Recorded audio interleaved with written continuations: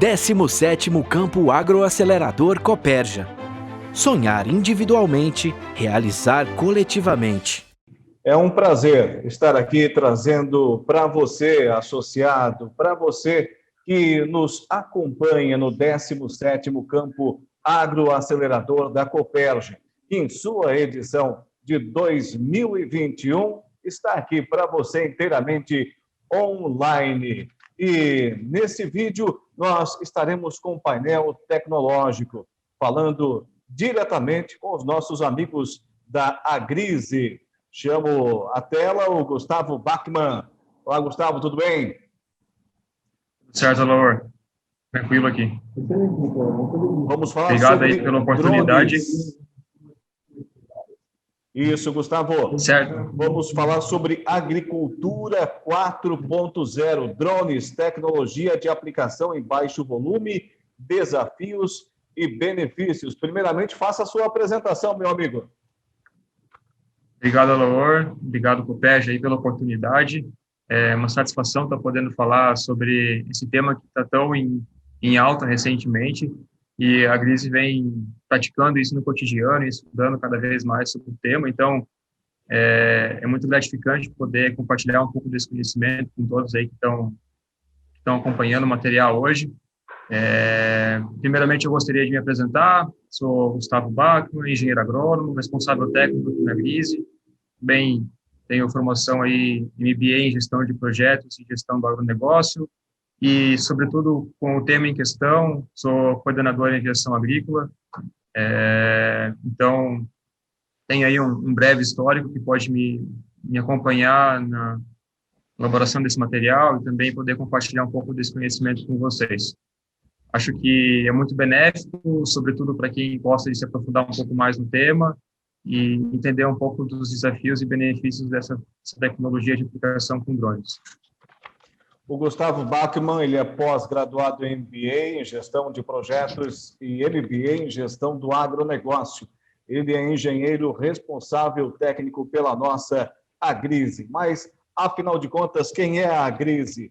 É uma startup, a AGTEC, sobretudo uma empresa de inovação e tecnologia para o agronegócio, fundada em maio de 2016. Frente aos desafios do modal de aplicação com aeronaves remotamente pilotadas, deu-se início, então, os trabalhos inerentes à tecnologia de aplicação em baixo volume, desenvolvendo protocolos de aplicação de defensivos agrícolas nesse novo modal. A adoção de serviços tecnológicos na agricultura, como de aplicação de defensivos agrícolas por RPA de pulverização, traz otimização dos recursos, sustentabilidade da cadeia produtiva e proporciona o desenvolvimento agrícola em Santa Catarina. Gustavo, apresenta para a gente os conceitos de tecnologia de aplicação em baixo volume que a Agrise tanto tem trabalhado já, afinal de contas, está sendo bem-vinda aqui na nossa região. Valeu, Alaor. Eu vou desdobrar um pouco em cima desses 4 tópicos aí que eu entendo serem cruciais para entender e apresentar essa tecnologia. Vou começar um pouco sobre tecnologia de aplicação, contextualizar de forma geral, entrar um pouco nos conceitos de teoria de gota e seu estudo, a aplicação disso com drones de pulverização, uma pincelada bem leve, e finalizar aí com os desafios e as oportunidades que a gente vem enfrentando e buscando aprender cada vez mais. Vale mencionar que o estudo de tecnologia de aplicação e todos os assuntos que são paralelos a ele, geralmente estão focados em aplicações terrestres e também tem vários estudos na aplicação aérea, no entanto, com o modal tradicional, que seria com os aviões agrícolas tripulados. Então, a gente está já de início apresentando um desafio que justamente não converter, mas aprimorar esse conhecimento científico para a tecnologia de aplicação com drones de pulverização. Então, a gente vem estudando muito em cima disso e buscando validar algumas teorias a nível de campo e que vem surtindo bons resultados. Inclusive, Até já deixo aí o convite para quem quiser assistir depois, tem a fala do meu colega de trabalho aqui, o Fernando, em um outro momento, que vai estar falando principalmente dos casos de sucesso com drones de pulverização. Esse momento aqui, ele é mais dedicado para a parte teórica, para quem gosta de aprofundar um pouco mais os conhecimentos e entender melhor sobre essa tecnologia. Tecnologia de aplicação dá para se resumir, muitas vezes, numa imagem. Então, a gente consegue ver aí 2 papéis hidrossensíveis que a gente utiliza para coletar a deposição de gotas no campo, e aí a gente já consegue obter algumas informações, que são quantidades de gotas, tamanho das gotas, o quão dispersas elas estão na área que foi amostrada, e embora que a gente use, sim, esse mecanismo para obter informação quanto à realidade da neblina que a gente está produzindo com drones de pulverização, isso não necessariamente quer dizer que é só esse o único caminho e que essa é a única verdade, né? Como uma ciência, ela é feita para ser estudada e validada quantas vezes for necessário.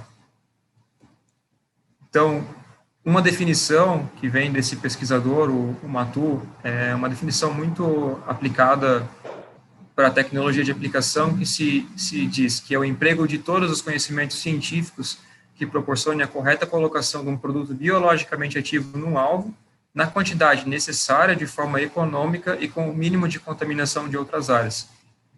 Ou seja, não é somente colocar um produto que tem função de controle do meu alvo. Não é somente eu reduzir custos ou reduzir deriva.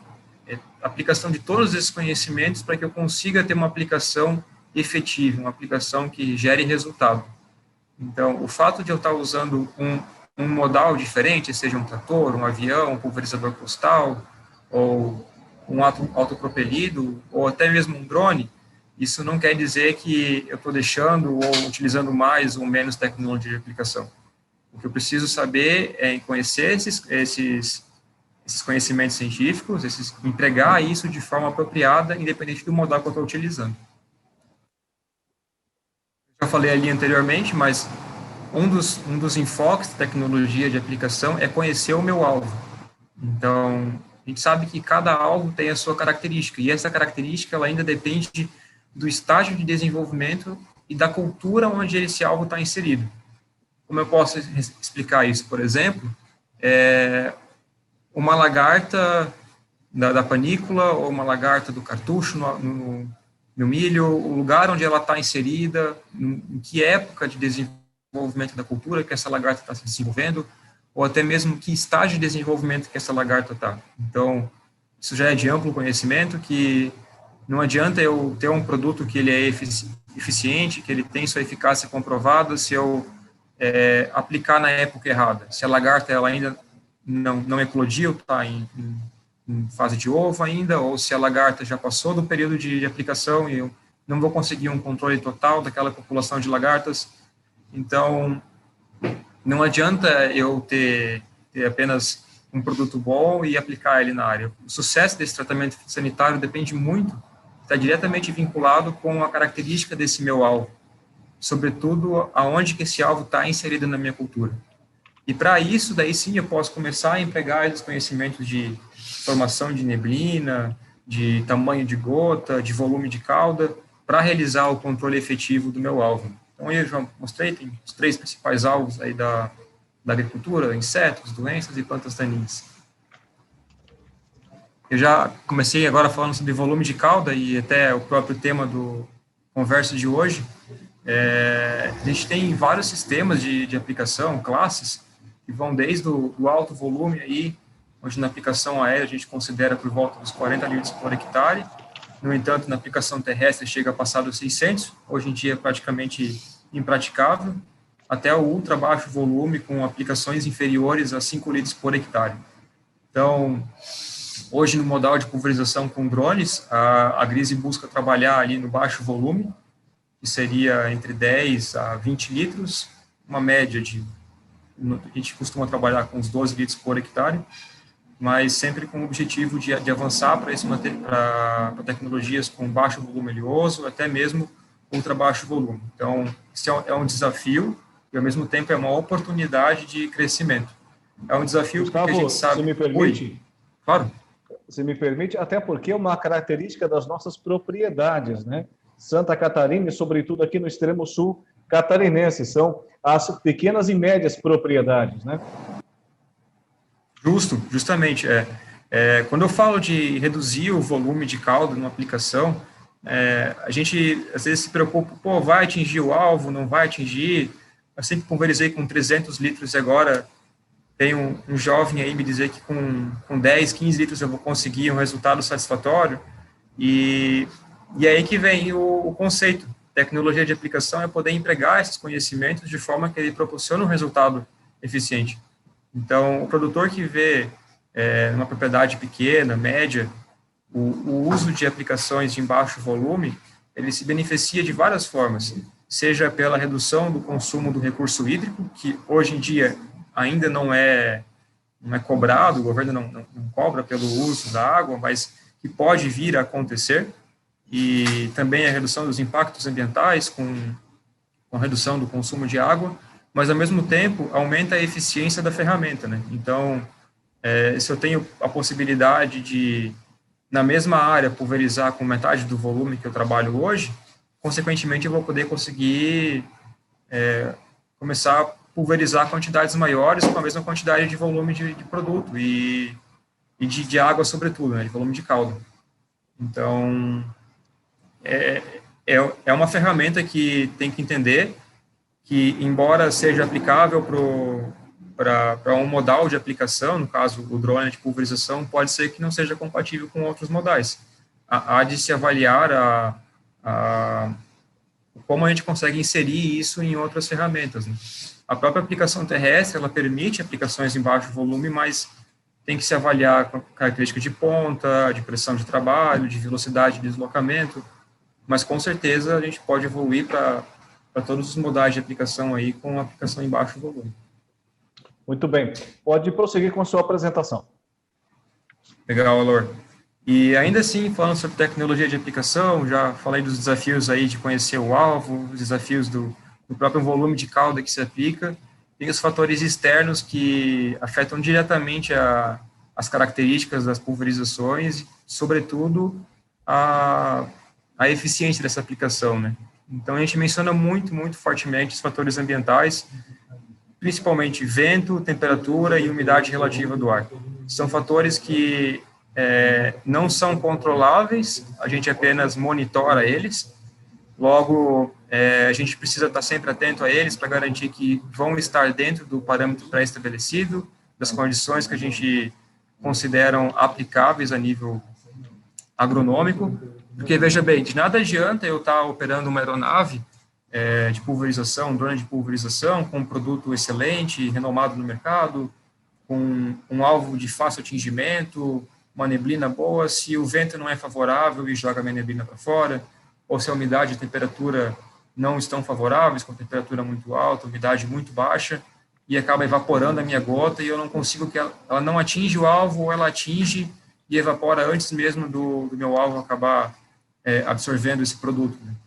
Então, a gente já teve várias condições aí de ter que parar uma operação, porque a gente percebeu, a nível técnico, que os fatores ambientais não estavam favoráveis. Então, muitas vezes, a gente tá no tempo para se molhar, né? Então, muitas vezes, quando a gente chega numa condição que pode não ser favorável para que a aplicação ela cumpra com o seu papel de ser efetivamente viável, a gente precisa estar monitorando isso, então. Ali até tem a figura do termohigroanemômetro, que é um equipamento muito interessante, que ele acaba avaliando essas três condições ambientais em um único equipamento. Então, a gente pode estar constantemente monitorando isso a nível de campo para garantir que a gente esteja trabalhando sempre dentro dos parâmetros mínimos necessários. Vai variar tudo, desde o volume de calda, do tamanho de gota, vai variar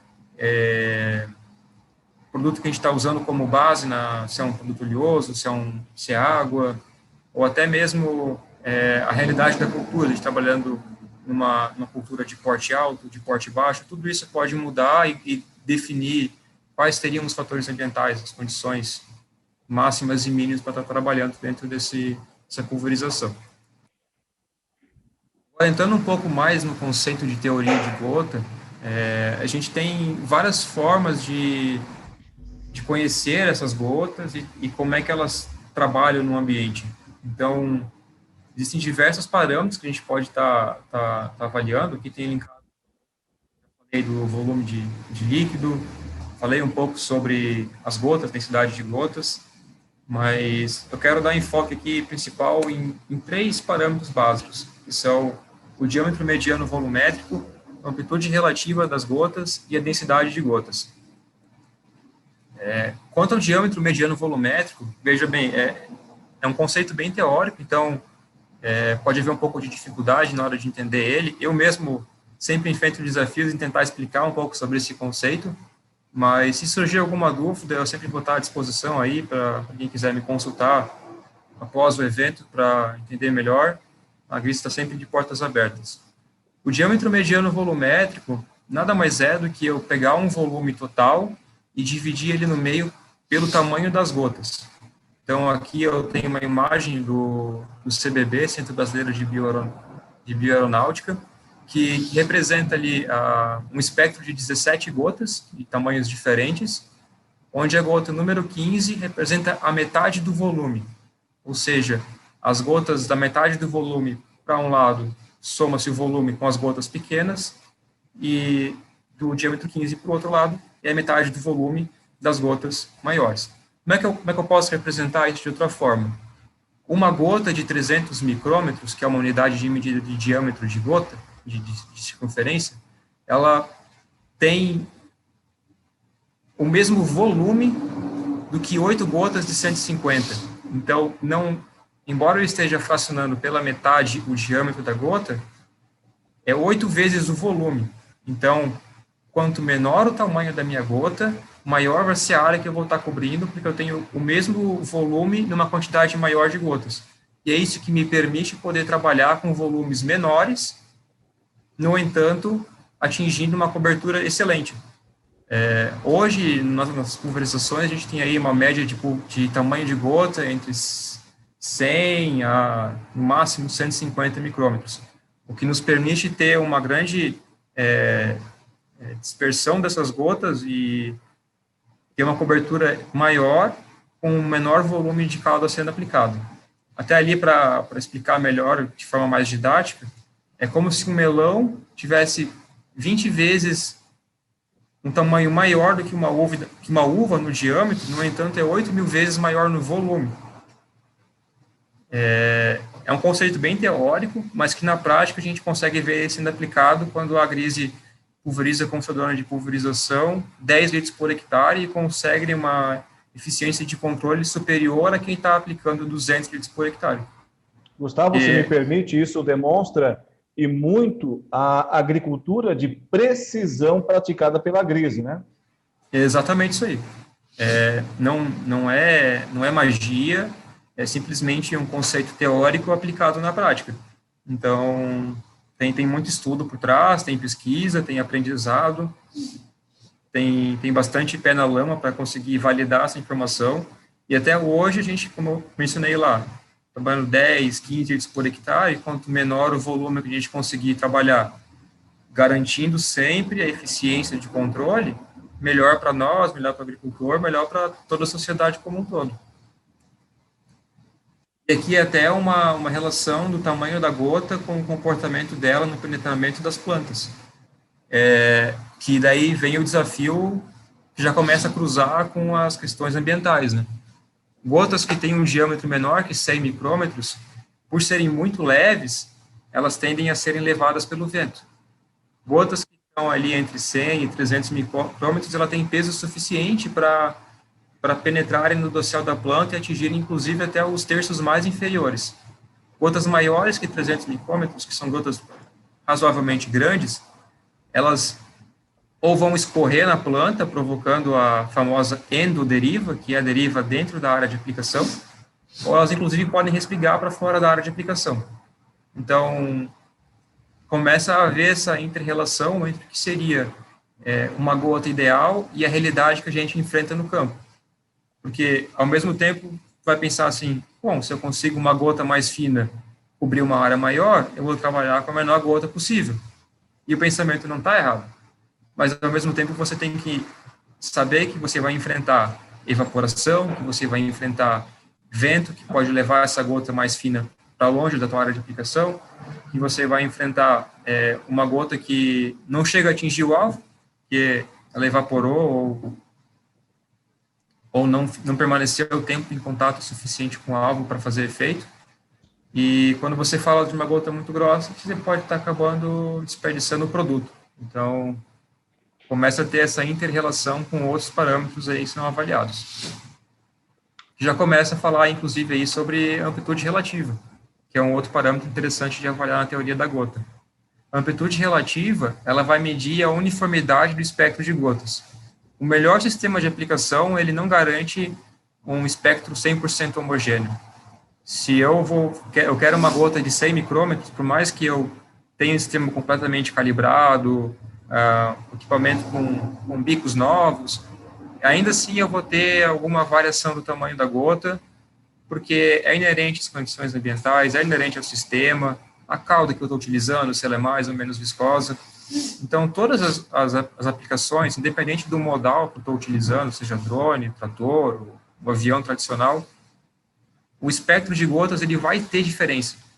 Mas o que eu quero obter, claro, é o espectro de gotas mais homogêneo possível. Ora, se eu quero fazer uma pulverização com gotas pequenas, eu espero que todas as minhas gotas sejam pequenas.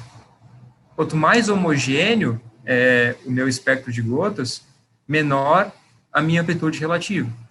Logo, se eu tenho uma amplitude relativa pequena, eu consigo garantir uma deposição melhor das minhas gotas. Se claro, elas estiverem dentro do tamanho de gotas que eu planejei, né? Então, aqui tem um esqueminha que faz a demonstração do que seria uma amplitude relativa que representa 10% do volume, 90% do volume, e a média que é ali no centro, né? E daí a inter-relação entre a amplitude relativa e o diâmetro mediano volumétrico, que eu expliquei anteriormente. Se eu tenho uma amplitude relativa baixa, ou seja, meu espectro de gotas é homogêneo, e eu tenho uma gota de tamanho médio, de volume médio pequeno, um DMV de 100 micrômetros, de 103 micrômetros.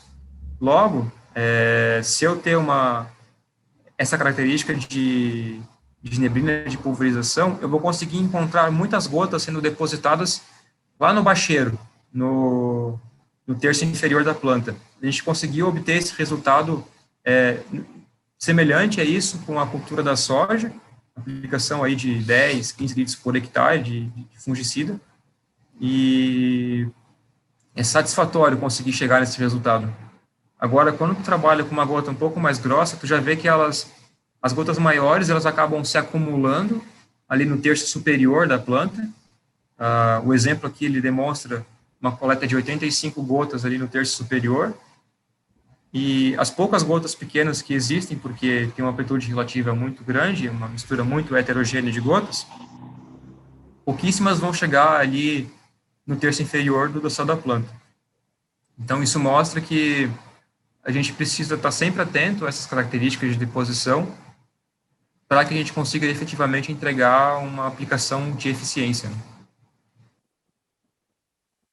E aqui, por fim, só para mencionar um pouco mais sobre a questão da teoria da gota, são parâmetros de densidade de gotas. Eu vou até apresentar uma tabelinha depois, que ela é um pouco mais didática, mas a densidade de gotas representa justamente o que a imagem mostra ali, a quantidade de gotas numa determinada área. Então, aqui eu estou representando 19 gotas heterogêneas, de tamanhos variados, em 1 centímetro quadrado.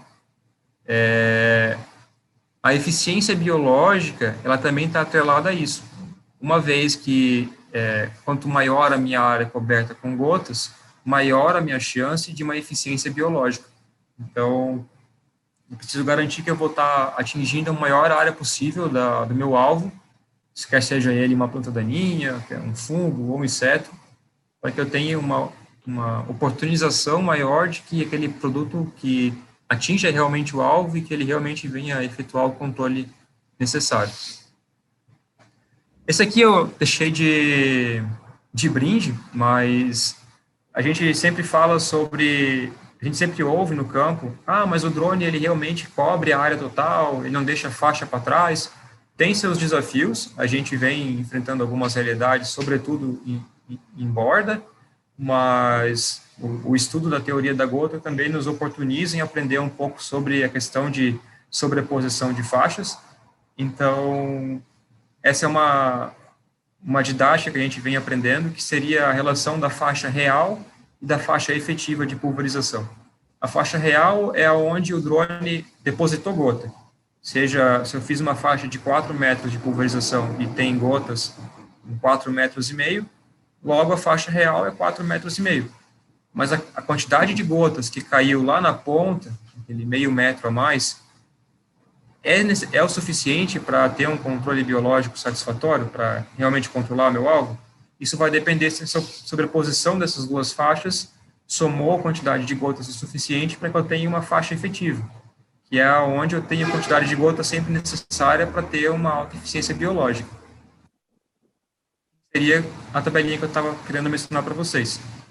Essa tabela aqui, ela é realmente para fins de demonstração, vai variar de cada produto. Geralmente, as bulas dos agrotóxicos, elas mencionam lá quantas gotas por centímetro quadrado se espera obter com aquele produto, ou seja, vou trabalhar com um inseticida ali que está me exigindo 40 gotas por centímetro quadrado. Então, eu, na minha seleção de pontas de pulverização, na minha seleção de uma prática que eu vou estar adotando de velocidade, de pressão de trabalho, tem que conseguir chegar nessa característica de deposição para que eu atinja o requisito mínimo do produto que o produto pré-estabelece. Então, a gente vê aí que tem uma relação direta com o diâmetro mediano volumétrico e a densidade de gotas. Um exemplo aí bem interessante seria o caso dos herbicidas genéricos, com pré e pós-emergente. Eles aceitam gotas mais grossas, sobretudo os que não são de contato, né? Porque pelo fato de serem sistêmicos na planta, eles acabam não sendo obrigatórios ter aí muitas gotas por centímetro quadrado. Então, vários produtos de herbicida, sobretudo os sistêmicos, não exigem muito mais do que 30 gotas por centímetro quadrado. Mas isso, claro, ressaltando que não é uma indicação agronômica, uma recomendação, muito menos é um dogma, uma lei que não dá para questionar. Literalmente, isso aí é mais para ter uma explicação do que a gente obtém aí a nível de campo e que se espera geralmente das aplicações. Não dá para deixar de mencionar esse assunto, viu, Alaor? Porque as pessoas, elas têm um desafio de entendimento, nós mesmos passamos por isso diariamente, e realmente a mistura de produtos em tanque, ela já era difícil em alto volume, em baixo volume, então, é um desafio diário. Percebe que a interação entre as moléculas dos produtos utilizados, ela é muito maior quando trabalha com volume mais baixo de calda. Então, essa imagem, ela mostra que, claro, o objetivo é sempre ter uma calda homogênea, que ela é a mesma característica de uma ponta a outra do tanque, mas facilmente tu vai encontrar misturas que elas têm o sobrenadante, formação de fases, onde fica mais escuro ou mais claro em cima, ou até formações de grumos que acabam precipitando e acumulando no fundo do tanque, né?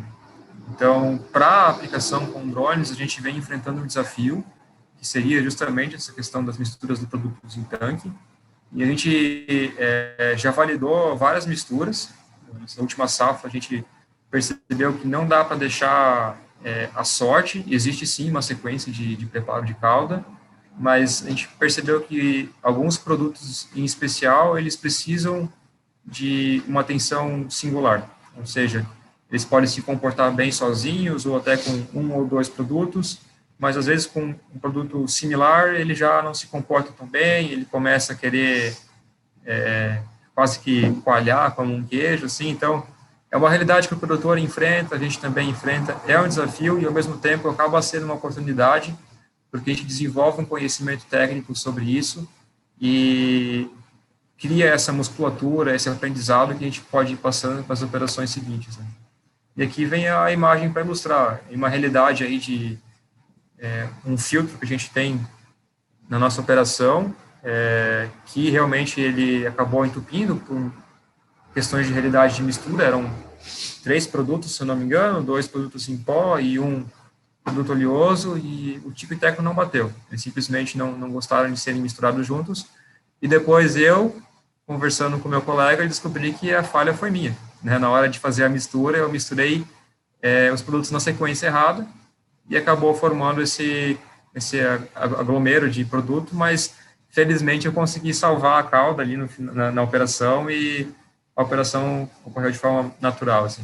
Ali no meio já vem outra realidade, o produto ele não forma esses aglomerados de pó, no entanto ele se subdivide em camadas, então tu percebe ali na camada superior a formação do óleo ficando sobrenadando, e para baixo os demais produtos, né? Isso é uma realidade comum, sobretudo quando não tem agitação constante da cauda, e não quer dizer que eu não possa trabalhar com essas misturas, mas que elas exigem uma atenção a mais, né?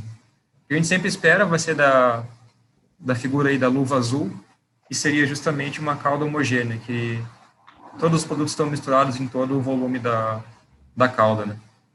O nosso objetivo sempre é garantir que não só a aplicação está sendo feita por drone, é diferente, é novo, é legal, mas que realmente seja feito com uma eficiência técnica, que a gente consiga obter esse resultado.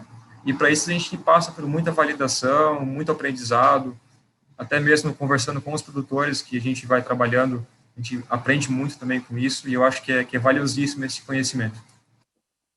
Isso mesmo, Gustavo. Nessa conversa, nessa interação, que feedback que a Grise tem recebido dos produtores aqui da nossa região, do sul do estado de Santa Catarina, norte, nordeste do Rio Grande do Sul? Realmente, a aplicação com o drone é um caminho sem volta e que está com o mercado inteiramente aberto aqui na nossa região? Legal, Alor.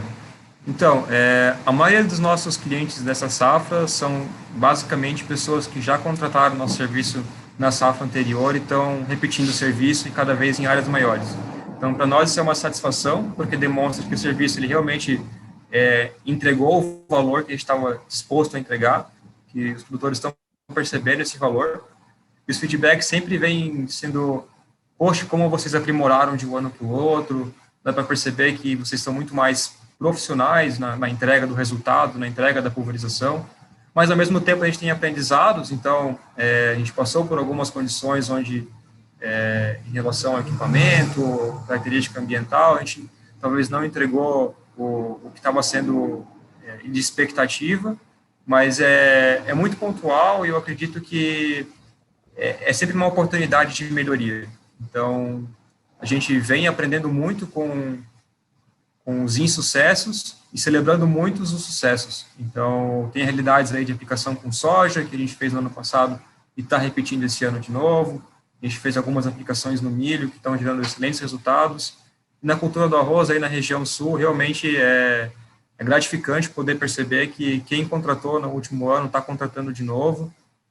E é cada vez mais satisfatório poder ver essa tecnologia sendo utilizada em maior escala. Eu acredito que é uma ferramenta que veio para ficar, sobretudo nessa metodologia de prestação de serviço, porque a gente está focando nesse segmento, está se especializando, a gente consegue já criar certa autoridade com esse tipo de aplicação, e eu entendo que cada vez mais a agricultura ela se constrói em cima desses pequenos pontos aí, que é o Agro 4.0, que seria informação em tempo real, que seria tomada de decisão, para que o produtor possa realmente estar se beneficiando e lucrando da atividade principal dele. Então, eu falei aí até então, Alaor, de conceitos de teoria de gota, de tecnologia de aplicação, a inter-relação entre sistemas, como é que a gente vai estudando isso a nível de campo.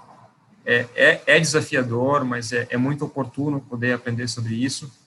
E como é que isso funciona num drone de pulverização, né? Então, aí eu trouxe uma imagem do que seria hoje o nosso drone de pulverização.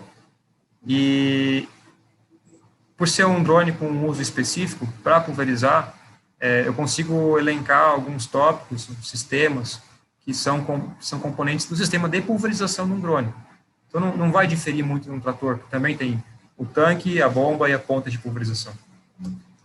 O drone também é composto por um tanque, o reservatório onde vai o produto, uma ponta de pulverização, uma bomba e, claro, o sistema de comunicação ali, que no caso do drone não está ligado por nenhum fio, então tem que ter um sistema de comunicação aéreo aí que faz esse enlace de comunicação entre a aeronave e o controle em solo, né? A gente percebe que existem alguns questionamentos quanto à limitação do tanque do drone. O sistema de pulverização ele é diferenciado por ser uma bomba peristáltica e não ser uma bomba sob pressão. A ponta de pulverização não é a famosa ponta hidráulica, conhecida por todos aí, é uma ponta diferenciada, mas isso aí é o que nos vem proporcionando poder entregar bons resultados, poder quebrar esses paradigmas sobre aplicação em baixo volume, que vem nos garantindo aí bons resultados na aplicação de defensivos agrícolas. Agora, Gustavo, se me permite, aqui uma observação, visualizando o drone que hoje a Grise utiliza, né, com os olhos dos nossos amigos produtores, que 30, 40 anos atrás iniciaram aí com os defensivos país afora, lembrando das máquinas costais, por exemplo, né? Depois com os tratores, enfim, e observar hoje esse equipamento, se constata uma mudança enorme nessa relação do produtor com a sua lavoura, né? Sim, não, eu mesmo, que estou na Grise aí há aproximadamente 2 anos, eu vejo essa evolução aí como quase inacreditável, né? A gente chegou num patamar tecnológico onde evoluímos muito rapidamente de uma característica de ferramenta que a gente tinha à disposição para um outro patamar tecnológico. Então, feliz da gente que está podendo levar essa tecnologia para o agricultor e feliz do agricultor que pode se beneficiar e muito desse modal de aplicação, né? Eu realmente fico encantado cada vez que a gente vê o drone decolando e fazendo seu serviço. A gente acaba criando um olhar mais crítico, olha a deposição do drone, que está excelente, ou dá para melhorar um pouco, a gente já começa a afinar só no olhar assim a deposição. E eu acredito que cada safra que passar, isso aí vai estar cada vez mais atualizado, a gente vai estar conseguindo sempre manter isso no nosso sangue, para que tecnologias como essa e outras que vão vir, a Grise possa estar levando isso para o produtor, seja ele pequeno, médio ou grande produtor rural. Falando dos nossos amigos produtores, Gustavo, hoje, além desse equipamento, quem mais faz parte da equipe técnica que acompanha a aplicação da Grise e como o produtor faz para entrar em contato? Bom, o modal de pulverização é o nosso carro-chefe hoje, então a Grise trabalha sobretudo com aplicação com drones, mas a gente vem aí trabalhando para trazer mais tecnologia para o agricultor, então muito em breve haverão novidades, fiquem antenados. E para entrar em contato conosco, aí no final da apresentação vai ter o meu contato, então fiquem à vontade para me chamar ali no WhatsApp, no e-mail, mas também tem as páginas na internet, então tem o site da Grise, tem nossas redes sociais, Facebook, Instagram, e até um videozinho se quiserem assistir lá no YouTube, que é justamente sobre o nosso case aí com a Copérgia. Só para encerrar, Laura, para concluir então os desafios e oportunidades, já falei muitos deles aí durante a apresentação, mas um grande desafio nosso é o dinamismo das operações, então a gente vem aí vivenciando uma realidade de chuva por mais de semana seguida aí, e a gente sabe que é uma característica que a gente não consegue controlar, mas a gente vem fazendo estudos para minimizar os impactos disso no nosso trabalho e garantir que a gente sempre consiga entregar para o produtor o quão logo possível. Mencionei ali o preparo de calda, então é um desafio enorme, existe muito estudo sobre isso e a gente continua validando essas informações. Eu acredito que é um aprendizado constante. A parte de característica das culturas e os estágios de desenvolvimento foi lá no início da apresentação, mas isso aí é uma oportunidade gigantesca de a gente estar explorando esse cenário, principalmente essa parte de volume de aplicação dos protocolos agronômicos operacionais. Então, a questão de a gente estar trabalhando com um volume de aplicação muito baixo, ali 10 litros por hectare, é um desafio enorme. Eu mostrei ali a realidade das caudas de pulverização, homogêneas, heterogêneas, a questão de mistura em tanque, mas, ao mesmo tempo, essa é uma oportunidade gigantesca de a gente estar reduzindo o consumo de recurso hídrico, que a gente sabe que ele é escasso no mundo, a redução inclusive, de poder estar levantando estudos para fazer a redução do próprio uso do insumo agrícola e também, cada vez mais, melhorar nossa eficiência agronômica e operacional, e com isso a gente só vai conseguir tendo avanços em pesquisa e desenvolvimento. Então, agradeço aí a Cooperja, mais uma vez, pela oportunidade. Espero poder ter transmitido um pouco desse conhecimento, desse universo que é a tecnologia de aplicação, sobretudo com o uso de drones de pulverização. E aí fica meu contato, para quem tiver com dúvidas. A gente está aí com algumas novidades muito em breve, e eu espero que a gente possa estar trazendo isso a público ainda esse ano. Muito bem. Agradecemos Gustavo Bachmann, pós-graduado em MBA em Gestão de Projetos e MBA em Gestão do Agronegócio, engenheiro agrônomo responsável técnico da nossa parceiraça, a Agrise. Sejam sempre bem-vindos aqui na nossa região, meu amigo. Obrigado, Alaor. Valeu, até mais. Exatamente, assim encerramos esse painel tecnológico com a Agrise para o 17º Campo Agroacelerador da Cooperja.